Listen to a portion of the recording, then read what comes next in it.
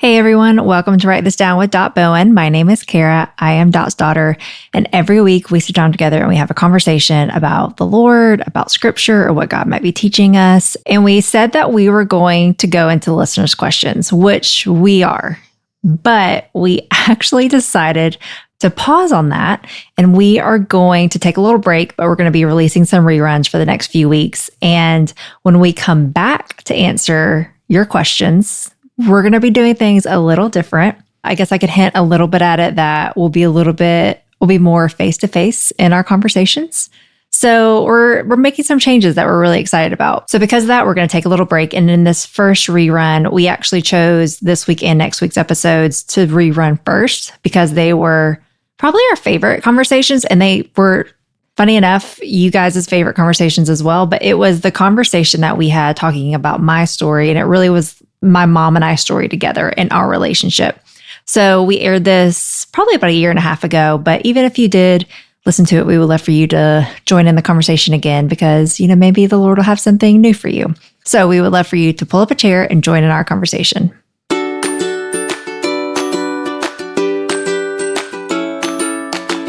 Hey everybody, grab your Bible and a pencil and a journal and even a cup of coffee and join in on our conversation. But first, I would like for you to write this down. Genesis 3, verses 1 through 6. Now the serpent was more crafty than any beast of the field which the Lord God had made. And he said to the woman, Indeed, had God said, You shall not eat of any tree of the garden? And the woman said to the serpent, From the fruit of the trees of the garden we may eat. But from the fruit of the tree which is in the middle of the garden, God has said, You shall not eat from it or even touch it, lest you die. And the serpent said to the woman, You surely shall not die. For God knows that in the days that you eat, that your eyes will be open, and you will be like God, knowing good and evil. When the woman saw that the tree was good for food, and that it was a delight to the eyes, and that the tree was desirable to make one wise, she took from its fruit and ate, and she gave also to her husband with her, and he ate. Hey, Cara. Hey, Mom. Hey, you're not as chirpy today, huh? I know. I am a little nervous. I'm not going to lie. But it's a good nerves, but this is definitely going to be a very different conversation than we've ever had on here, at least. So yeah, I'm a little. Actually, I'm not sure we've ever had this conversation. Well, maybe that's why I'm nervous. I don't think we've ever discussed it, with other people in the conversation. Yeah, and I think we've talked about this in pieces too, because because we're going to kind of talk about a lot of things. But yeah, so I'm nervous, but I think it will be really good. I think people will enjoy this conversation. At least I hope so. But because I do feel like, I know I get this a lot, and I think you do too, but a lot of people comment on our relationship of just how close we are and, how being able to talk about these kind of things and, whatnot. And it's funny because anytime someone mentions that, I think it's almost like a gratitude moment I have because I know that we have not always had this kind of relationship. And there are times in my life where I thought we would never be able to have this kind of relationship. So I'm always grateful. I have this moment whenever someone says something internally, I just almost just thanking the Lord for what he's done, which is, I know, a lot of what we're going to talk about, what God has done in our relationship. But yeah, I am nervous. Yeah. Well, I do want to kind of take the pressure off of you because even though we're talking about our relationship, there's two of us in this relationship. And, people do. They say often to me, oh, I just love you, the way that you're so close to your daughter, Cara, and all your children. And, and the fact of how you get to serve Jesus together. And I do think often, if you only knew, because this is a God story. This isn't a Cara and Dot story. Right. This isn't about a mom and a daughter story. Even though we are part of the story, this isn't, we're not the main characters in this story. Yeah, and I hope it gives someone hope that maybe if, I don't know, if they have a strained relationship with their child that, God can restore and redeem literally any relationship. And I think we are a living testament of that. So, Absolutely. and hopefully, I think like anything, with healing, we don't know if you will, but I think for us, anyway, we can get into it later, but, I am excited about having the conversation though. So should we get into it? Well, let me start. Rip the Band-Aid. Okay. Yep. And let's just start from the very beginning. In the fact that I literally want to start where your dad came to me and he said, I think we should have another child. And your siblings, your sister was 13 and your brother was 10 at the time. Mm-hmm. And I remember thinking, no. Like he had gone to this conference, that the guy that was speaking was not married, nor did he ever have any children. And so, he thought that all these Christians should have children. And so when Howard was at this conference, he felt really convicted that maybe we should have another child. And I really thought there's no way. And I remember thinking, okay, we can try it for 1 month, because I really didn't have an easy time getting pregnant, before. So I thought, kind of put him off a little bit. And I thought, you know what, we can try for 1 month. And if I get pregnant, then we just know that it's of God's will. But I never in a million years thought I'd get pregnant. And like I said, I had children that were older, and the last thing I wanted to do, was to start back in the diapers. I mean, I literally was able to go to the bathroom by myself. I was able to go to the grocery store, and now he's wanting to have this baby. And I just want to back up a little bit in that at this time, Howard and I were coming through and have really come through an amazing God story as well of how God had redeemed our marriage. Mm-hmm. And so here was, God has done a lot of stuff. He redeemed our marriage. He had, brought us together. And now he was, thinking we should have another child. So long story short, 9 months short, I get pregnant spoiler, immediately. You do. You get pregnant. Yep. Here I am. I do. Yeah, there you are. And I remember telling Scott and Christy, we want to talk to you, and they thought we were going to give them a puppy. Yeah. And we said, no, it is going to be a baby. And we didn't know at the time, because back then you didn't know, and now you choose whether or not you want to know the gender. But we didn't know if you were a girl or boy. Mm-hmm. And so 9 months came. I was very stressed over this pregnancy because for whatever reason, and it's certainly not true today, I don't know why they felt like you were Sarah having a baby at 99. I mean, I was not that old, but every time I'd go to the doctor, they'd like, well, maybe, maybe there might be something wrong with it. I think back then, it was just always hard. Because it was in the 80s, there's my age for you. It was in the 80s. And you were in your 30s. And I think back then that was, I don't know why it's different now, because I feel like women, like you said, have babies in their 30s all the time now. But there seemed to be a legitimate risk or worry from what you've told me. Obviously, I don't know. But I don't know. But anyway. Well, I will say this. We had 18-hour labor, 18 hours, in labor, and then an emergency C-section. And the cord was around your neck. Your heart rate was going down. Mine was. I had, because it was 18 hours, I'd had epidural over a period of, 18 hours. And so the anesthesiologist literally was sitting at my head, taking a needle and poking it in my chest to see making sure that the epidural wasn't coming up. And I remember him saying, something about something. And I guess I smarted off. And he said something about being in a bad mood. And I'm like, shocking. Well, would I like to, what if I was sitting there poking needles on, you, and I've been doing this for 18 hours. So anyway, we had an emergency C-section. And so little did I know that that may be a little bit of a prophecy, because it was hard. It was difficult, and it turned out amazing. You were healthy, you were beautiful, and we were just so excited. Yeah. Well, I think having you. tell that part, because I believe anyone who's here, there's a reason you're here. But for our story in particular, it was very clear that the Lord wanted me here. Which it's a good reminder for me too, because sometimes, it's like, what am I doing here? But what's my purpose? I think that, I don't know, it's just like like I said, I think every life here has a purpose. Or you wouldn't be here. But for purposes of this story, I think it makes sense and makes a difference. So, as I said, I had a 13-year-old, probably 14 by this time, an 11-year-old, and they were in school. Their school was way far away. We'd have to drive, carpool them, but actually I was the main driver, and it was a long ways.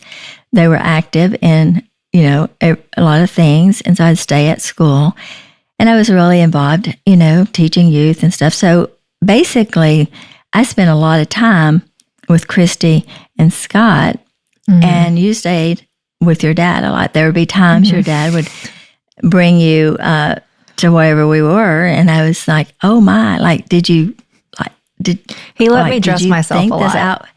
And yes, he did. And I was like a 2-year-old, so you can imagine what I would piece together. And if you, no, nobody can imagine. And I would just remember, I shouldn't say anything because, he's been with her and taking care of her, and was a comb not an option today? She wasn't going to comb her hair, and he said, she always wants to wear this. I'm like, yep, she sure does. So anyway, but that space with us, again, was a little difficult.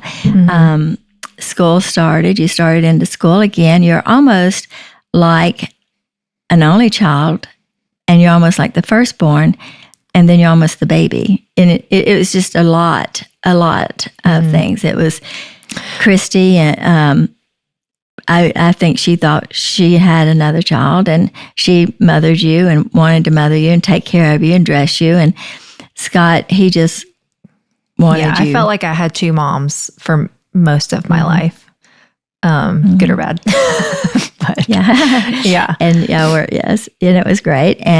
But I'm just saying there was a lot of distance and there was a lot of time that and then you were tall for your age. So then you go to school. There are a lot, being able to feel like, I remember you wanting to stay after school program. And I didn't work at the time. I worked. I was home, stay home mom. But I remember thinking, well, Cara, I said, Cara, why do you want to stay after school? And you'd say, well, my children, that's what you call it, my children, would miss me. I need to take care of them. Yeah. And I was like, okay. And so there was always that, but there was also some hurt and some loneliness. Yeah. Well, I can speak into that because looking back, I had a lot of pain in my childhood for sure. I never felt really accepted. I always felt, and again, feeling, because I had a lot of friends. So, I was not like an outcast by any means in terms of what you would see, but I was incredibly insecure. I'm 5'9", 5'10" now, and I think I hit my height at 12. So for perspective, I was very tall. I'm already tall as an adult, but I legitimately I think I was 5'6". I found a basketball card when we were cleaning out your house, and I think I was 10 and I was 5'6" already. So I was very tall. I felt very awkward. I just was not comfortable in my own skin. I did not like who I was. I didn't like my personality. I remember you and Christy had very similar personalities, both very extroverted, both, don't know a stranger. You could talk to anyone. And I remember looking at the both of you and wishing I was like that. And I was more reserved. I was more quiet. Even if I was comfortable in my own skin, that's just naturally how, I'm more introverted. That's just how God made me. But I hated that. I didn't like, so not only did I not like what I looked like, I didn't like who I was on the inside either. Yeah. I remember you saying to me one time, I don't know if you remember this or not, but you'd say, Mom, you could talk to a wall. And I said, yeah, I probably don't care if it talks back. And you're like, well, how do you do that? Like you just go up to people and you just start talking to them. And I said, yeah. And she said, and you said to me, well, how do you know that they want to talk to you?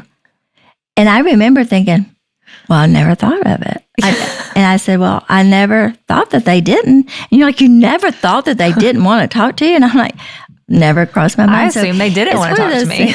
Yeah. That's like, what is what I was operating out of. Yeah.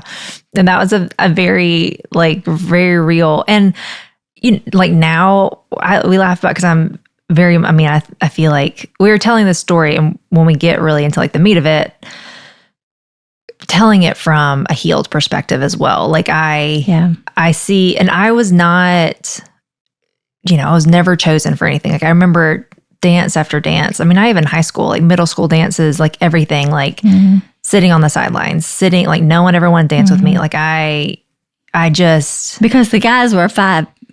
Well, yeah. There's a middle school boy, and then I was already Jolly Green Giant over here. And on top of that, I wasn't confident. I didn't, I said, it wasn't just externally was I uncomfortable, it was internal.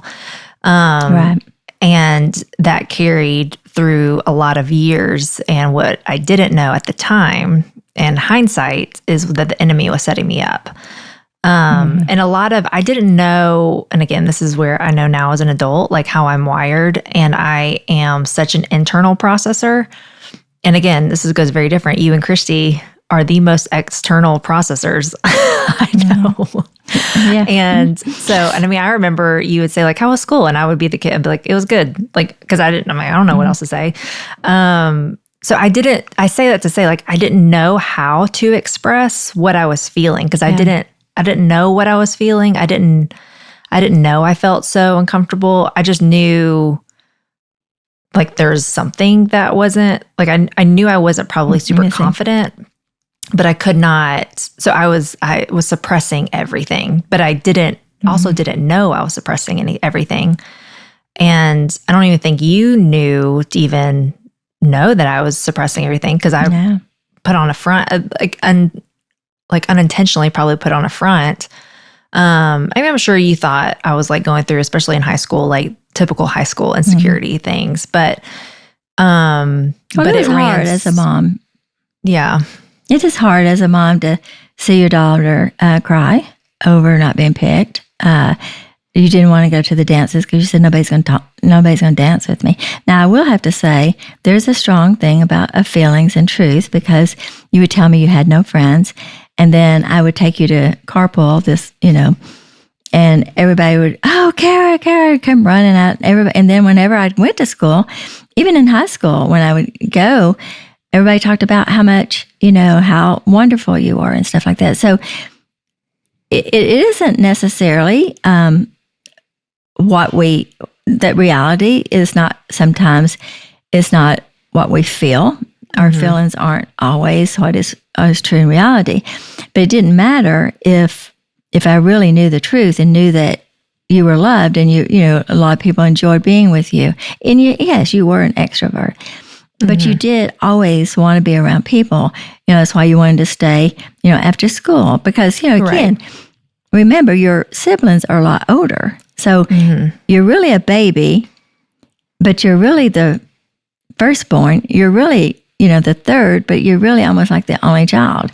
It was just so many, different things that were playing, I think, in your mind. And then, like you said, the enemy was definitely taking every opportunity to make you feel not chosen. No one's going to care for you. No one's going to love you. No one's going to accept you.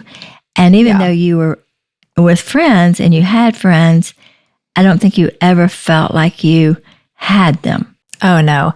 Well, because I didn't know who I was, so I wasn't myself. I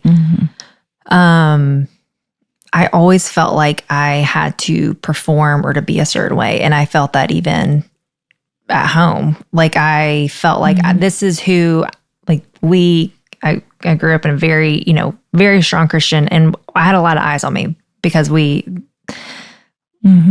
just with the nature of who we knew, where we were, going to church, like that sort of thing. Like everyone knew, oh, I'm a Bowen. Like it was a thing. This is how Bowens act. This is what Bowens do. This is, I was very much the perception. So I felt that of like, just very performance driven. Like this is who I need to be. This is how I need to act. More so, this is how I need to act more so than this is how I need to be. But I compared myself a lot to Scott and Christy, and this is how I need to be. Like this is, and I think like a lot of teenagers like wrestling with that. I think it would have made a big difference if I felt like I had a safe place to do that. And I'm not saying it wasn't safe. It was just my perception, and I didn't know how to process it because all this is like in hindsight. And I think if I had known like, it's okay to doubt God with God. Like it's okay to question him or to be upset with him or to, whatever emotion, not like what he's doing, be mad at him, or not, or even feel hurt by God. Like I didn't know I didn't know that was okay, and it could have even been taught to me. So I'm not even saying it wasn't taught. I just never heard it. If it was, if for whatever reason it didn't stick, and so I think that was a lot of how the enemy set me up. And I think that, like, I would say, even looking back on our relationship at that time, I wouldn't say that we weren't close, but at the same time, we didn't like really talk about things because I didn't know how to talk about them. Like I don't think that was either of ours. It's no one's fault. There's no one to blame. It just was more of like, I didn't know how to talk about it. I didn't even know what I was feeling or thinking. And so that's where it kind of gets back to like, how was school? I would be like, oh, good. Like I just didn't, or I would say what I felt like you wanted to hear, and not because not in a lying, but just like, I just wanted to please my mom, like it came from a genuine place, I guess is what I mean. Sure. And again, I'm not taking the blame, and I'm not going to take the credit with your relationship and what God has done. And I'm not going to take the blame for some of the other things of what you have done, what you've done, and some of the choices you've made, and then some of the things that, God has done in your life, good and bad. These are, certainly your relationship with God and you working through some of the things. But a mom does have a role. There are certain things that, you're just busy, and I didn't intentionally not have this strong relationship with you. But again, setting it up, I'm not, making any excuses. It's just what it is. And that is, I was really busy with the older children. And then, and so a lot of that, when I would say house school, if you'd have started in with a lot of stuff, I probably would have tuned you out anyway, because I'd already been going through teenage years with, with Christy's and with Scott and, those kind of things. Well, and at this time, Christy was married. She had kids. She was trying to figure out how to be a mom. So you were helping her. There was a lot going on. And I was so different than Christy. I mean, I don't know if that affected, but even like if you were to ask Christy, how was your day at school? I mean, I'm sure she rattled off, like she all told the me details. Before I asked. Exactly. So, and they're both, it's just two different personalities. And so I think that probably, so when I say, oh, it's good, it was like, well, just leave, all right, that's that. Yeah. Because I have other issues I have to take care of with all the other children. But I will say this, that, as we look back and what we're saying is, we see that there is a life that God allowed to be born and be, in our family. And you were that person, and that God chose you, and that God wanted you. I mean, Howard might have walked up and said, I think we should have, another child.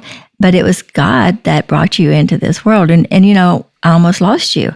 And so those are things we go back to that. So the enemy really wanted, I think, we do have a spiritual warfare. That's why I read Genesis 3. The serpent, was coming after God's two children. And I want to say this, God, perfect father, in a perfect world with one rule, couldn't control their children.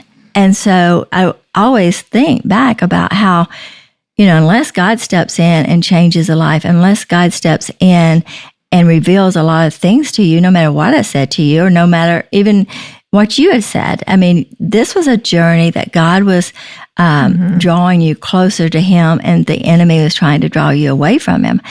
I did not know that at the time. As we get into our next I didn't either. Session. Yeah. And as we get into our next thing, we'll see, now we look back, we always look back and can say, oh, those were little breadcrumbs that God was trying to warn us, or those are some of the things that if we'd have, slowed down, paid a lot of attention, then maybe we would have seen them. I don't know, but we're all human. And I just realized that, when you came along and where I was, and then I started going through the change of life, I mean, that was horrible. And so there were so many things that, it's like a perfect storm. And it was as if the enemy wanted to step in right then and make sure that you believed lies about yourself. You're always beautiful. Your brothers and your sister had chosen to follow Jesus. They were very faithful in their walk. And I remember after some of bad choices that you made that we're going to talk about, what God has done in your life. I remember you saying to me, I never felt like I could measure up to be Christy. I remember you saying to me, well, I'm not Christy, I'm not Scott. And I would say, I'm like, well, I know, honey, I never wanted you to be them. I have them. Yeah. I have them. Well, I think the biggest thing, I want you to be you. Yeah. The biggest thing, and I didn't know who that was, but I think the biggest thing, like looking back of how the enemy was setting me up for when I did go off to school, was I was so focused on what I was doing. And I think that's why I had no idea what was going on in my heart. And so all I looked at was like, I'm doing all the right things. I'm the good Christian girl. I go to church. I read my Bible. I pray. I love the Lord. I have the right friends. Like I'm not doing anything. It was all about performance. Like that was a thing that the enemy really got me. And I don't blame that on, like you could be like, oh, what church did you, or who are you being taught? It's like, that doesn't matter. Yeah. Because that was not at all that's not the environment that, there's literally no fault in that. It just was the enemy, for whatever reason, over many, many years. That was what he was putting in me, was looking at my performance and ignoring I had no clue what was going on in my heart. And then, of course, when a few years later, when I get into college, and then I get into situations, and it's like, what's in your heart comes out. And I had no idea. And so I think that's like one thing, where, whether it's in relationships or just even your relationship with the Lord, like to not be so hyper focused on what am I doing. I mean, I know that like faith without works is dead, but also like you need faith, like there's, it's like being, Well, yeah. Well, I was going to say, like, one of the things you always would say about Christy and Scott, you would talk about their performance. I can't be like them. Well, that's all I knew. That's all I was focusing on. And so then you internally did that as well. And of course, obedience is a key. And I'm sure that, as a teenager, we are talking about performance all the time. But I do want to go back and say, so basically in your high school years, you were trying to be the goody-goody Christian. 100%. That's who I thought I was supposed to be. It's like, I'm a Bowen, we go to church, we're very high up in leadership, like that. That's who I was. That's how I perceived who I was.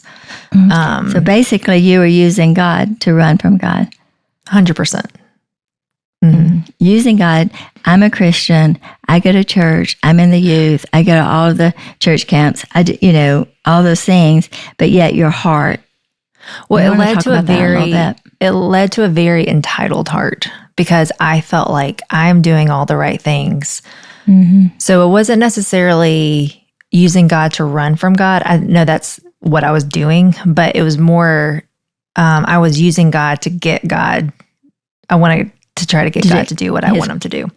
Like if I performance. If I do everything right, then he's going to answer my prayers the way I want him to. He's going to do what I want him to because I've been the good Christian girl. Like, why would he not? And so it led to, I felt very entitled to that. Like you owe me, which I hate. Like every time I say that in that part of my story, it makes like my skin crawl because I'm like, God does not owe me anything. Like at this point in my walk and where I'm at and where God's brought me, it's like, I can't even believe that I had the audacity to have that mentality with the Lord. But I did. I felt like that. I felt like you owe me. Like like, look at everything I've done for you. Look at what I do. Look at what I don't do, Oh, I could really be bad, and I didn't go out with them. I didn't go out with those friends. Yeah, like I didn't. I didn't drink anything at that party, or I didn't even go to the party, or I didn't. I chose the friends, and I think that's the other thing too is I chose my friends, and not like they, I don't know who I would have been friends with, but I chose them based off of that. Which again, I don't think this is bad, but it goes back to like I don't know that I think that's where I didn't really feel connected to them because it was more of like, oh, you're good Christians. I'm just going to be friends with you rather than, and not all my friends were like that. I had some like very dear and close friends growing up. And one of them, God used to ultimately save my life. But yeah, it was, so I think that was like part of it too, why I never really felt super connected to my friends because it was more of like, what are you doing? So everything I went through, everything was performing, even the Lord, like how was the Lord performing in my life? Like that was the root of almost everything. And what you don't know, or you do know, but I never really connected it until this moment, is that the enemy had done the same thing to me many years ago. Remember I told you came from this redemptive, where God had totally changed my life and redeemed our marriage and everything. But the reason that we were having the marital problems is that I too was waiting on God to do, and what I wanted him to do. And I felt like I was in church all the time and doing all the right things. Now, I don't think that I passed that on to you, but I could have. But what I'm saying is, I think what I want to say is that Satan uses the same thing over and over again. And we so often think, well, if I just do all the right things, then God owes me this and this. We forget about the cross. We forget about what he has done. Well, I think what it was not that you passed it. I don't feel like that you passed it down to me or not even passed it. That's not something you inherit, but I don't see it like that. I see it more of like, again, 100% hindsight, but you and I are wired so similarly. I think it more was like, we don't want pain.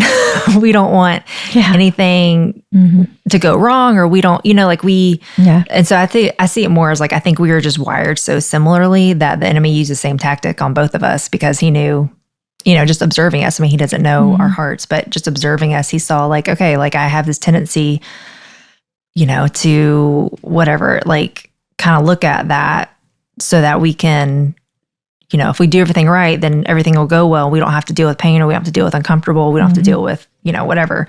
So that's weird. That's how I see it, is just that of we just were so similar. And so the enemy used the same tactic.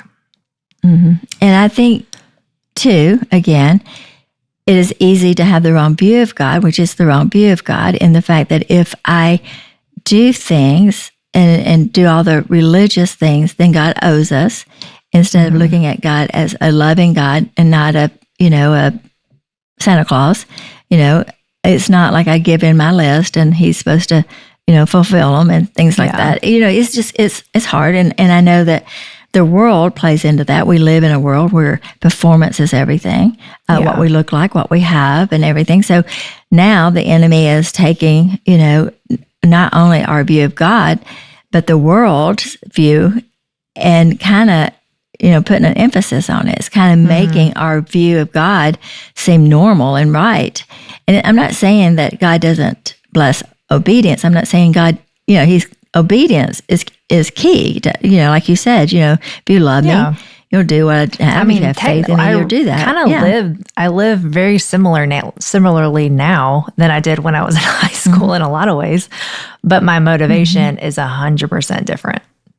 So that's the difference in your heart. Yes. Like what I did when I was younger and doing all the quote unquote right things, I did it so that God would bless me. And now I do it because I love the Lord, and I'm just blessed because I know Him, whether or not He does anything or not. I mean, I have to keep that in check. I'm not saying it's like I do that perfectly, but I think it's like me-centered versus God-centered. Like that's all. It's all about me. It's all about God doing what I want Him to do. All about God being who I want Him to be. And I didn't really, and this is where it makes me sad, like, because I wasn't really trying to know the Lord to know Him. Like I just trying to know the Lord so that He would do what I wanted Him to do. Yeah. Like, and even like, I remember going to college and that was my mentality. It was like, I'm going to go to church. I'm going to get the right friends. I'm going to be in the right sorority. I'm going to, like I had no intention of turning the way that I did. Which, it's a lot of, because a lot of people think that too. Like when I go into what happened in college, they think like, oh, like I went thinking like, oh, I'm going to go and like live and do whatever I want. And I was like, no, that was never my intention. And then I, go through brush and didn't get the sorority that I didn't get the good Christian sorority, which didn't make any sense to me because I was a good Christian girl. And, there was everything that I sought to have that was right and good in my eyes didn't happen. And then that's kind of when everything started. I was getting squeezed. You always say this, when you get put under pressure, like whatever comes out is what's in your heart. And I started to get squeezed in college. And what was in my heart which was a lot of bitterness and a lot of anger and a lot of entitlement. Because God was not performing the way that I expected Him to, and what I was unknowingly demanding Him to. So I was mad. For me as a mom, I could see the misery. You're very much like me. You said that. We're wired a lot. We're very transparent. We're very transparent, and I could see hurt. I could see hurt in your eyes. I remember, as your mom crying when you would go to the dance and you'd come back and say, nobody danced with me. I didn't go on one date in high school. For perspective, when I say like, I was not the girl that was chosen. Like I wasn't, I was not asked I was not asked on one date in high school. No one, I'm not saying no one. This mother was praying. Yeah. I'm just saying this mother was praying. I was seeing the hurt and I couldn't do anything about it.